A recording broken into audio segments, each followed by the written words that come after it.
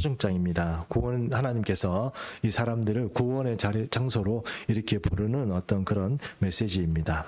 근데 이 메시지를 들을 때 우리가 또 한번 생각해 봐야 될 그런 어떤 성경의 말씀이 있습니다. 그것은 예수님께서 이 땅에 오셔서 이 구원으로 초청하셨습니다. 구원으로 초청하시고 구원의 장소로 오라고 그렇게 초청하셨는데 놀랍게도 이스라엘 백성들은 자기가 바쁘다고 해서 그 일에 가지 않았다는 것을 여러분 잘 아실 겁니다. 그래서 여러분 우리가 교회학교 아이들이 부르는 노래 중에도 죄송해요, 죄송해요 그런 노래 하잖아요. 미안합니다, 죄송합니다. 내가 이것 때문에 못하겠어요. 저것 때문에 못하겠어요. 이런 노래 부르는 거 아닙니까?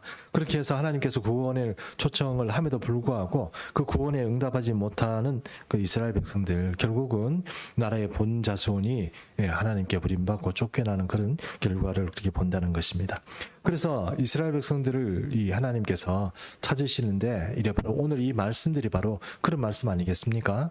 이 구원의 초청을 이렇게 함에도 불구하고 말 듣지 않고 잘 나오지 않은 마음을 열지 않은 이런 백성들을 향하여서 지금 하나님께서 여호와께서 이사야 말씀을 통하여서 좀 나오라고 지금 이렇게 부탁하는 거 아니겠습니까? 네, 그런 말씀들을 우리가 오늘 보면서 한번 은혜를 한번 받고자 합니다. 예수님께서 혼인잔치를 통해서 말씀하셨던 그런 이야기들이 사실은 이게 예수님께서 바로 이사야의 이 말씀 55장 1절에서 5절 말씀을 두고 우리에게 그 신약에서 그런 이스라엘 백성들을 두고 하신 말씀이다. 이렇게 말씀할 수 있습니다. 이사야 55장 1절 말씀 제가 다시 한번 읽어보겠습니다. 오라 너희 모든 목마른 자들아 물로 나오라 돈 없는 자도 오라 너희는 와서 사 먹되 돈 없이 값 없이 와서 포도주와 젖을 사라. 이렇게 말씀합니다. 여러분 어떤 이스라엘 백성들의 마음에 있는 어떤 그런 갈증들 이런 갈증이라고 그러죠. 뭔가 이렇게 채워지지 않은 이 삶의 어떤 그런 갈증 이런 것들은 사실 하나님으로부터만 채워줄 수 있는 겁니다. 우리 영혼이 어떤 텅 비어 있다고 그러죠. 그 영혼이 텅 비어 있는 자리는 사실은 세상의 어떤 것으로도 채울 수 없습니다. 돈이 있어도 안 되고 뭔가 어떤 출세를 해도 안 되고 명예로 채워도 안 되고 안 채워지는 것입니다. 그리고 그곳에 하나님 외에 다른 것을 채우기 시작하면 그 사람의 인생은 거의 실족한다. 패망할 수밖에 없다. 이렇게 말할 수 있는 것입니다. 그러면 우리 가운데 이런 이 갈증 이런 것들, 특별히 이 그리스도인 삶 가운데 또 하나님의 부름을 받는 사람들 중에 갈등은 어떤 것에서 오는 것일까요? 그것은 바로 우리 산상수훈의 말씀처럼 산상수훈에 있는 말씀처럼 우리가 우리 마음 가운데 의로운 사람들에게 그러니까 의에 줄이고 목마른 자 그들에게는 하나님께서 주시는 그런 어떤 배부름이 있어야 되는데 그런 것들이 바로 이 줄이고 목마른 것입니다. 그런 사람에게 하나님께서 이제 오라고 그러시는 거예요. 오면 하나님께서 채워주시겠다. 그게 1절인 말씀이라는 것입니다. 이와 비슷한 얘기가 또 신약 성경에도 요한복음에 나타납니다. 요한복음 7장 37절에서 38절인데요. 한번 같이 보도록 하겠습니다. 37절 말씀을 제가 읽겠습니다. 여러분 38절 읽어주십시오. 명절 끝날 곧 큰 날에 예수께서 서서 외쳐 이르시되 누구든지 목마른 그든 내게로 와서 마셔라.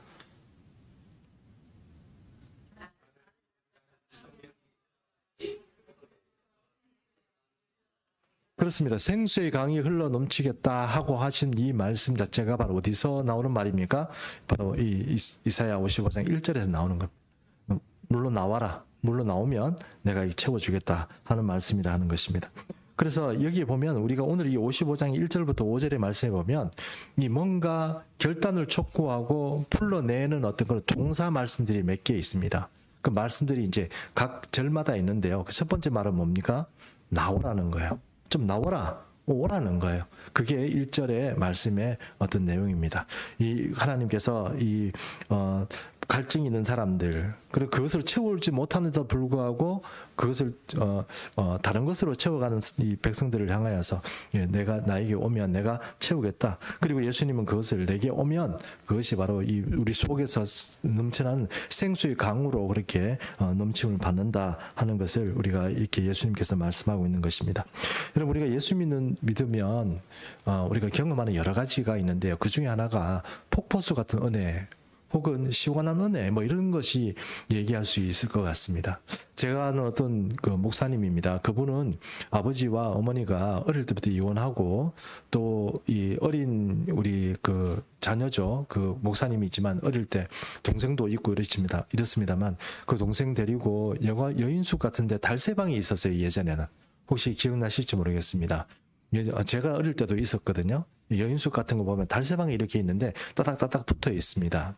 그런 거를 이제 달새방을 이제 그 세를 주면서 이제 거기서 살림을 하고 사시는데 좀 여인숙이다 보니까 뭐 이렇게 다른 가정집처럼 뭐 이렇게 요리를 하거나 이런 게 좀 불가능해요. 그래도 거기서 사는 사람들이 좀 있었습니다. 너무 가난하고 힘든 시기였죠. 근데 그런 방을 살아가면서 이랬는데 이분들이 나중에는 이제 이혼도 하시고 어려운 시절을 살았는데 그 중에 뭐 눈물 나는 얘기가 많더라고요. 눈물 나는 버림받은 어머니로부터 버림받고 또 이 아버지로부터 버림받고 어릴 때부터 거의 고아처럼 할머니 손에서 자라다 보니까요.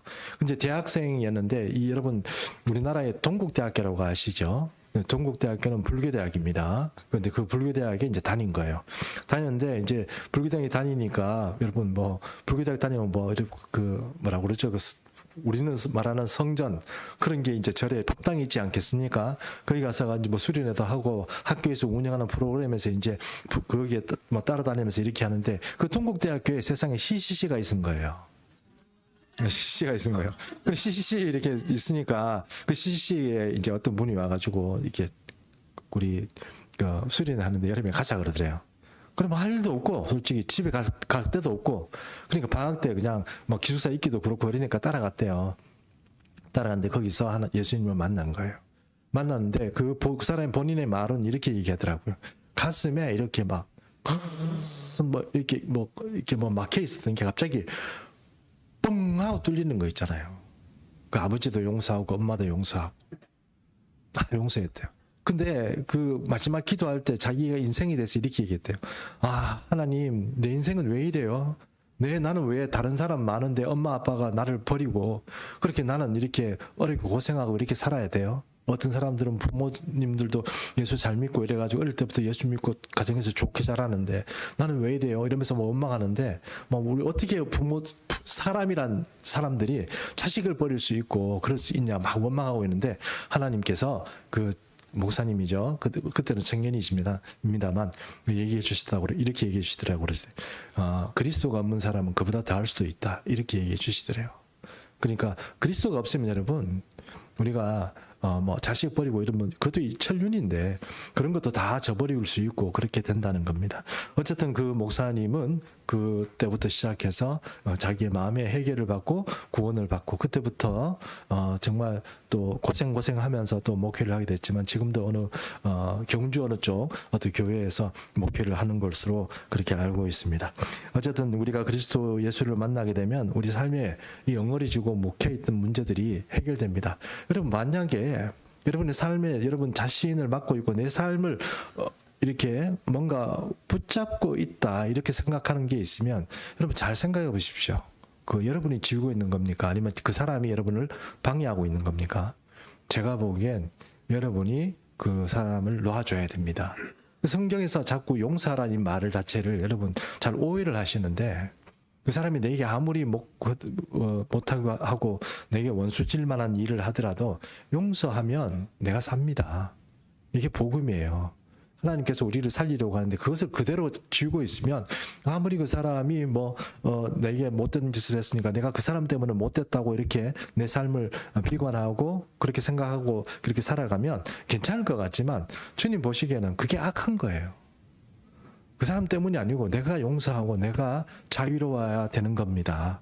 복음이 예수님을 믿으면 그 배에서 생수가 넘쳐날 만큼 생수를 마시면 시원하잖아요. 그 어떤 영혼의 갈증 이런 것들이 해결이 되는데 그걸 이제 해결을 못하는 건 그거는 누구 잘못이냐? 자기 잘못이에요. 그 예수 믿으면서도 마음에 온갖 것들이 섞여 있는 사람들은 제 얘기를 잘 들어보십시오. 정말 우리는 복음으로 해결을 된 사람인지 한번 생각해 보시라는 거예요. 이거 해결되면 여러분 모든 게 다 이 세상에서 이게 가치가 없어집니다. 왜냐하면 2절 보십시오. 2절 말씀 제가 보겠습니다. 2절 말씀 우리 같이 좀 읽어보겠습니다. 이사야 55장 2절 시작. 너희가 어찌하여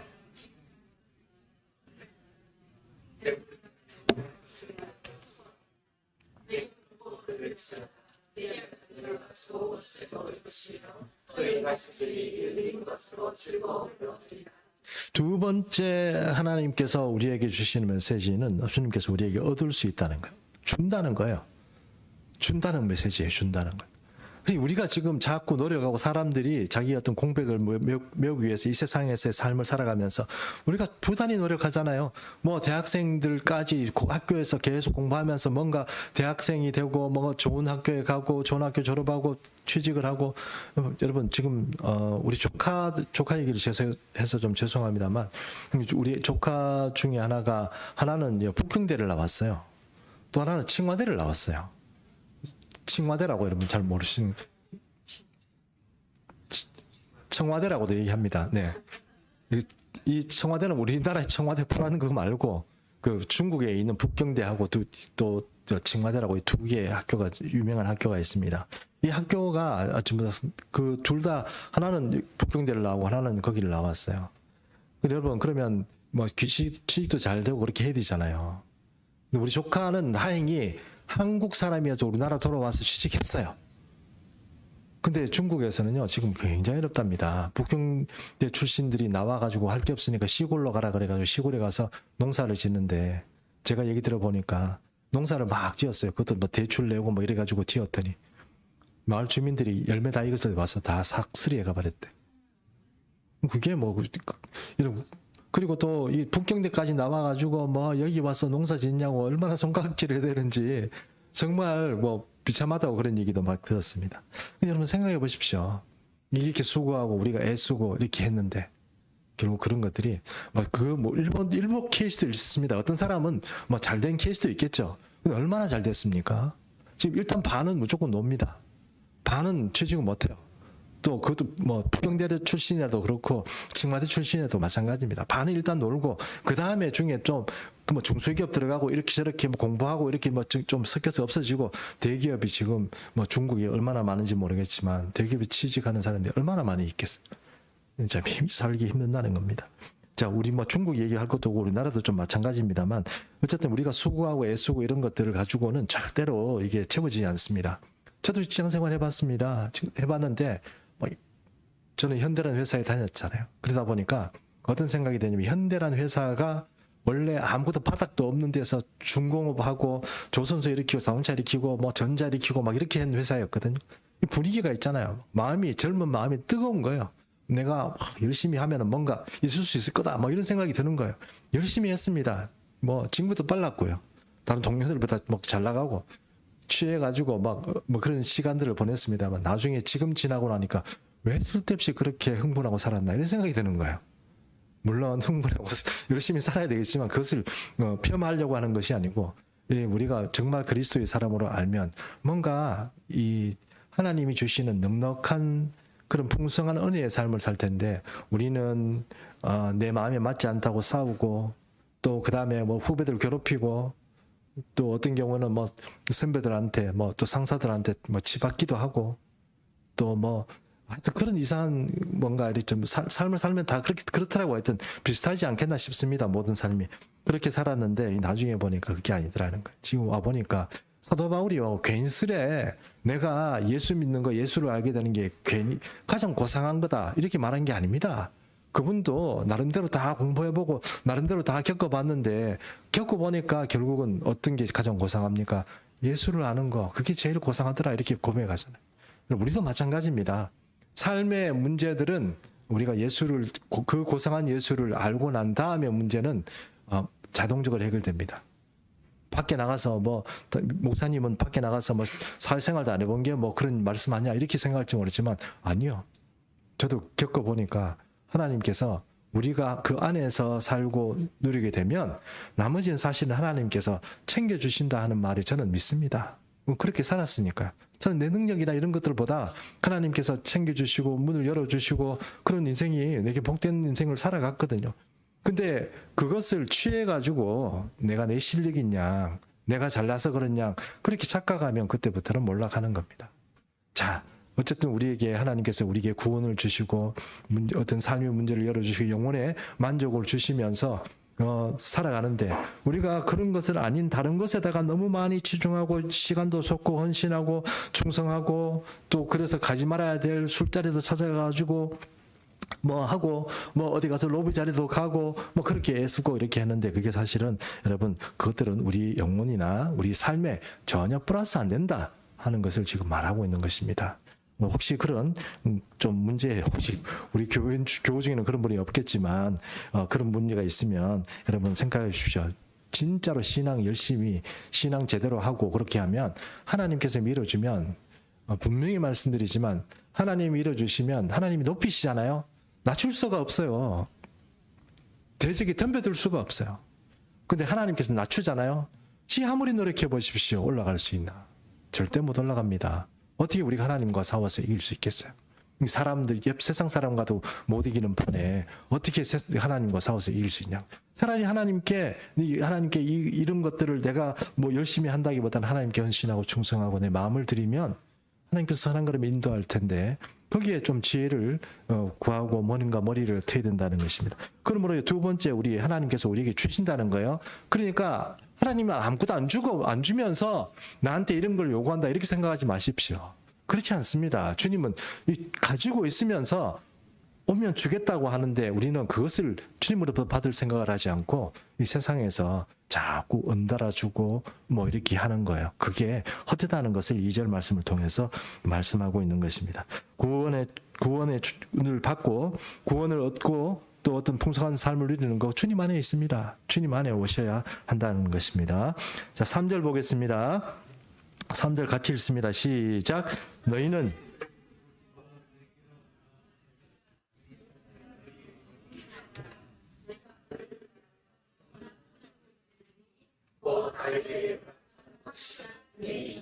자, 이게 또 귀를 기울이라 그랬습니다. 귀를 기울였는데 너희는 귀를 기울이라 이게 이제 세 번째 이 3절 말씀을 통해서 우리에게 하시는 말씀입니다. 나오고 주님께 주신다는 그런 기대를 가지고 있고 또 주님이 그럼 무슨 말씀하시나 어떻게 해야 내가 이 구원을 받고 복을 받나 하는 귀를 기울이라는 것이. 그 쉐마 이스라엘이라는 말도 있지 않습니까? 신명기 말씀처럼 이스라엘아 들으라 하는 그런 말씀 나오는 것처럼 말씀을 듣고 하나님의 음성을 귀를 기울이면 하나님께서 복 주신다 하는 것입니다. 그래서 너희가 영원히 산다 이랬습니다. 3절 말씀 영원히 살고 내가 너희를 위하여 영원한 언약을 맺는데 곧 다윗에게 허락한 확실한 은혜다 이렇게 말씀합니다.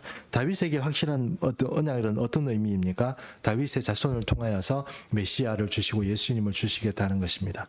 여러분 예수 믿는 게 복입니다. 예수 믿으면 아무것도 없는 것 같잖아요. 세상 사람들이 생각하는 게 이런 생각입니다. 예수 믿으면 내가 11조 내야 되고 감사금 내야 되고 시간 뺏겨야 되고 또 다른 사람들하고 살아가면서 좀 불편하고 뭐 이런 거 있으니까 나는 사회생활 하는데 별로 도움이 안 될 것 같아 이렇게 생각하는 거 그게 세상적인 사고방식입니다. 그렇게 생각하면 오산입니다. 주님하고 만나고 주님의 은혜를 받는 것이 진짜 복입니다. 요한복음 10장 27절에서 28절 말씀도 한번 보겠습니다. 제가 27절을 읽겠습니다. 내 양은 내 음성을 들으며 나는 그들을 알며 그들은 나를 따르느니라.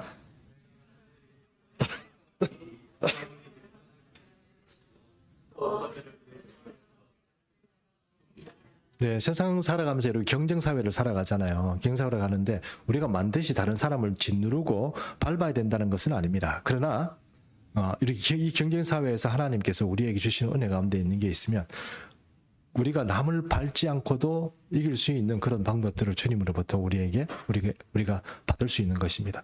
편법을 부리지 않아도 되고요. 또 우리가 어떤 남들에게 악한 일을 하지 않고 다른 사람을 배척하지 않아도 복을 받는 것, 그것이 바로 하나님의 은혜라가 아닌가 이렇게 생각합니다. 그래서 이 요한복음 10장 27절의 말씀처럼 양은 내 음성을 들어요. 하나님께서 하라는 대로 해요. 이게 여러분 잘 우리가 생각해 봐야 되는데 하나님의 사람이면서 하나님께 은혜 받은 사람이라면 우리가 반드시 생각해야 될 것은 우리가 하나님의 음성을 듣으며 살아야 된다 이 생각을 해야 돼요. 그런데 여러분 이전에 제가 한번 큐티를 통해서 여러분에게 한번 말씀드린 적이 있습니다만 하나님의 음성을 듣는다는 것이 한번 듣고 치우는 게 아니에요. 다윗이 여러분 전쟁 나갈 때마다 주님 앞에 물어보는 거 아시죠? 다윗이요 전쟁 나갈 때마다 주님 앞에 올라갈까요 말까요? 사울 나갈까요 말까요? 이렇게 하면 하나님께서 나가라면 나가고 나지 말면 안 나가고, 네가 어떻게 하면 내가 도와줄 것이고 어떻게 하라 뭐 이렇게 그런 명령을 따라서 그 음성을 듣고 가는 거예요. 여러분 다윗도 싸움의 고수입니다. 고수. 당대에 엄청난 철기문명을 가졌던 이 블레셋 사람들도 히타이트 민족도 쳐부쉈습니다. 그런 다윗이 그렇게 막 이렇게 그 광대한 어떤 지역을 유브라데 강 가까이까지 이렇게 영토를 확장했던 이 사람인데, 자기는 뭐 묘령이 없고 뭐 전략이 없겠습니까? 그런데도 항상 하나님 앞에 물어보는 거예요. 그럼 비즈니스 할 때 비즈니스도 마찬가지입니다. 먼저 주님 앞에 응답 받아야 됩니다. 주님 응답 받고 나가야 됩니다. 이 양이 하나님 음성을 들어야 뭔가 구원의 방법이 생기는데, 이 양이 하나님 음성을 안 듣고 그 하나님의 말씀을 지시를 안 받고 제 마음대로 움직이면 그게 양이라고 할 수 없죠. 염소죠, 염소. 그렇게 되면 여러분 어려워진다는 것입니다. 그러므로 우리에게 이 3절의 말씀을 통해서 우리가 생각해 봐야 될 것은 귀를 좀 기울여라. 그리고 하나님의 양은 하나님의 음성을 듣는 거예요. 그 음성을 듣고 따라가는 거예요. 목자가 가자 이러면 가는 거고, 뭐 서라 하면 서는 거예요. 그런 어떤 하나님의 음성을 듣는 그것이 바로 구원의 길이다 하는 것을 우리가 잊지 말았으면 좋겠습니다. 다음 네 번째 말씀입니다. 55장 4절인데요. 같이 또 읽습니다. 시작. 예.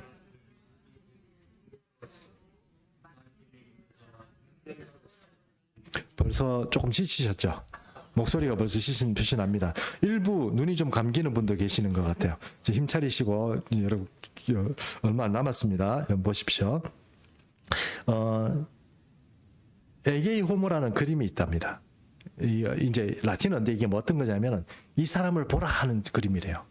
근데 그게 어떤 거냐면 순환이 받으시는 십자가에 달리신 예수님을 이렇게 그림으로 이렇게 그리는 건데, 이게 누가 그린 거냐면 스테른베르크라는 사람이 이제 화가가 그린 그림입니다. 독일 사람입니다.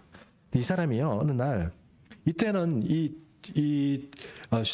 스테른베르크 이 사람이 활동할 때만 해도 유명한 화가들이 많았답니다. 그 유명한 화가들은 주로 어떤 데서 돈을 벌었냐면 이 세상적인 어떤 풍경화 그리고 이렇게 돈을 번 게 아니고, 그때는 돈이 있는 데가 누구였냐면 성당이었대요. 가톨릭. 그러니까 그런 데다 가지고 대규모 천장화도 그리고 뭐 흉상도 그리고 12제자도 그리고 이래 가지고 그때 당시에 이 돈 좀 있는 그런 사람들이 아주 뭐 대부호나 아니면은 또 가톨릭 성당이나 이런 데 통해서 돈을 많이 이제 버는 거예요. 그러니까 화가가 되면 어떤 그림을 그려야 되냐면, 뭐 저도 그 그림에 대해서 정확히 잘 모르겠습니다. 화가가 되면 주로 이 종교화라고 얘기하죠. 성화를 그려서 이게 좀 히트를 치면 돈을 버는 거예요. 이 사람도 그런 사람이라는 거예요. 그래가지고 한번 그림을 좀 그렸는데, 그림을 그려놓고 이제 자기가 이렇게 작업을 해놓고 이게 성화를 그려놓고 이제 자기 화실에 이렇게 비치해놓고 이제 또 먹고 살아야 되니까 그 그림을 팔기 전에 이제 또 이렇게 뭐 누드화를 그렸대요. 그래가지고 이렇게 보니까 뭐 예쁜 여자들 지나가면 또 내가 화가인데 저 누드 한번 그리자. 또 그때는 또 이렇게 뭐 요즘은 또 어쩐지 모르겠습니다. 그때는 또 옷을 잘 벗는가 봐요. 그래가지고 누드화를 이렇게 뭐 우리하고는 좀 틀리겠죠. 그러니까 서양이니까 아무래도 우리가 누드화를 그리고 그렇게 했답니다. 근데 한 번은 어떤 누드화를 그리는데 이 여자가 이 옷을 벗은 여자가 그림을 이렇게 보고 뭐라고 얘기했냐면 저 그림은 무슨 그림이에요? 이렇게 물어본 거예요. 그러니까 이 화가가 뭐라고 했냐면 저것은 인류의 죄를 위해 담당하기 위해서 돌아가신 그 예수님을 십자가를 그린 거다. 이렇게 얘기를 한 거예요. 그러니까 이 아가씨가 뭐라고 얘기했냐면 그러면 아저씨의 죄를 위해서도 저 사람이 돌아가신 거예요. 이렇게 얘기한 거예요. 그럼 그렇지 이렇게 얘기하고 나니까 더 이상 그림을 못 그리겠더래요. 그러니까 뭐 갑자기 지금까지 별로 생각해보지 못한 문제였잖아요. 내가 돈 벌려고 그린 거 아닙니까? 그런데 그 그림을 보고 여자가 그렇게 질문을 하니까 갑자기 이제 양심이 막 적게 된 거예요.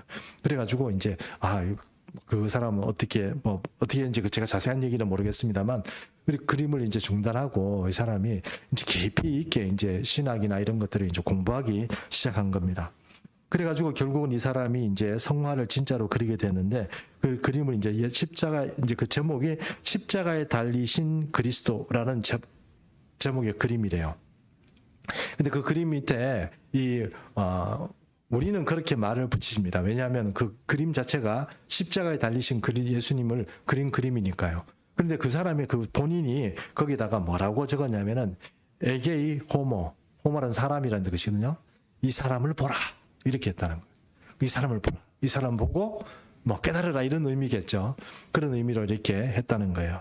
그래서 예수님을 보라는 그 그림이 그러니까 이 사람을 보라는 이 그림이 이제 세상에 이렇게 나가면서 이제 사람들이 명성을 얻기 시작합니다. 그 중에 이제 영향을 받은 사람 중에 하나가 누구냐면 영국의 유명한 찬송 작가랍니다. 프랜시스 에버갈이라는 사람이 이 그림을 보고 만들었대요. 내 너를 위하여 몸버려 피 흘려 그 찬양 아시죠? 그 찬양을 이렇게 막 너 무엇하느냐, 너 뭐 주느냐, 막 그렇게 그 찬양이잖아요. 그 그림을 보고 여류 찬송 작가가 그 그림을 그렸다고 하는 거예요. 그리고 이거 여러분 아시는 것처럼 이 진센톨프 백작이라는 사람에게 영향을 줘가지고 이게 이제 유럽의 이 성령 운동을 일으키게 하는 그런 어떤 모티브가 되었고 그것이 바로 이제 배에서 이 사람들이 부르는 찬송을 듣다가 진센톨프 백작이 영향을 받고 그 은혜 받고 내가 하나님을 위해서 헌신하고 충성해야 되는구나. 내가 이 예수님을 위해서 뭔가를 해야 되는구나. 이런 어떤 생각을 하게 됐고 이게 부흥이 됐다는 것입니다. 그래서 그리스도를 바라보는 것 이것이 바로 이제 우리에게 구원의 초청장이다. 이렇게 말할 수 있습니다. 그래서 예수님을 바라보는 자에게 또 아까 우리 좀 3절의 말씀처럼 예수님의 음성을 듣고 귀 기울이는 자에게 하나님께서 주시는 그런 은혜가 있다 하는 것입니다. 자, 그다음에 이제 5절 말씀 보겠습니다. 5절 말씀 같이 한번 읽어보겠습니다. 시작. 보라, 내가 알지 못하는 나라를 너를 알지 못하는 나라가 내게로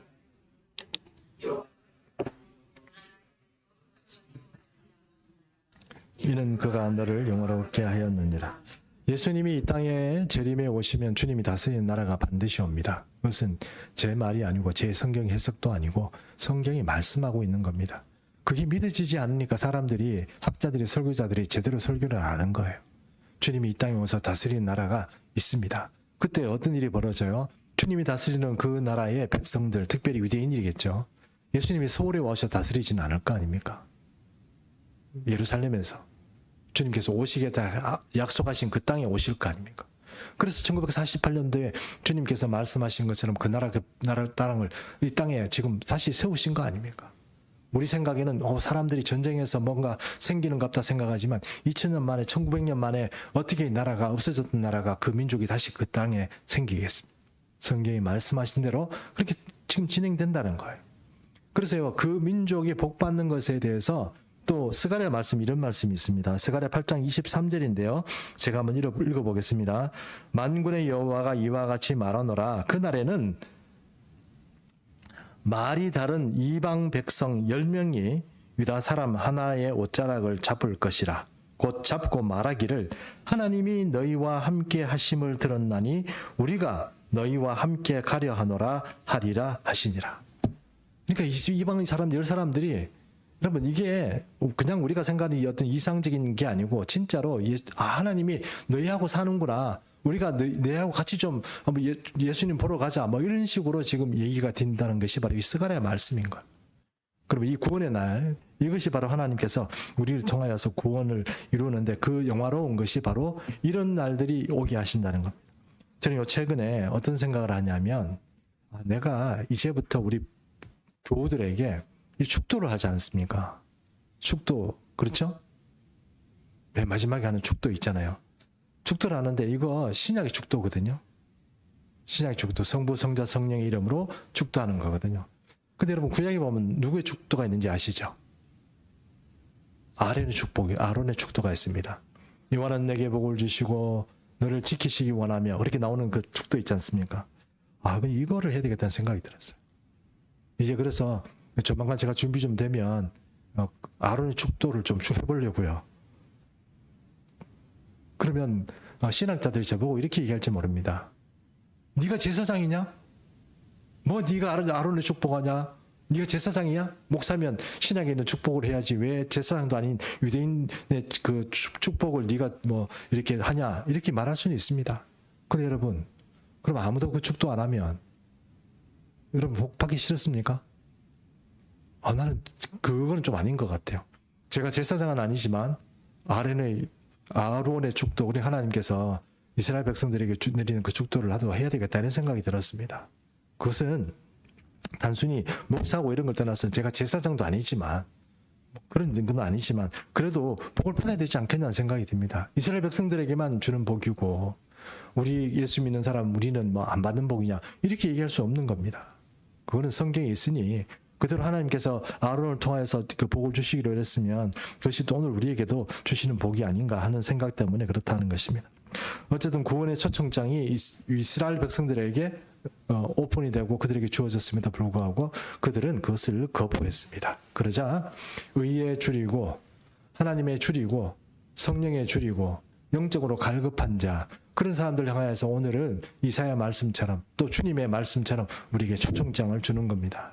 주님께 나가서 이 생수의 어떤 해결들을 받고 또 주님이 주시는 풍성한 은혜도 얻고 그렇게 주님의 말씀 들으면서 살아가는 그런 구원의 복된 소식이 바로 우리와 또 우리 앞으로 우리가 전도해야 될 사람들 이 지역에 풍성하게 되는 그런 귀한 은혜가 함께 하시기를 축원합니다. 자, 우리 한번 찬송하겠습니다. 찬송하고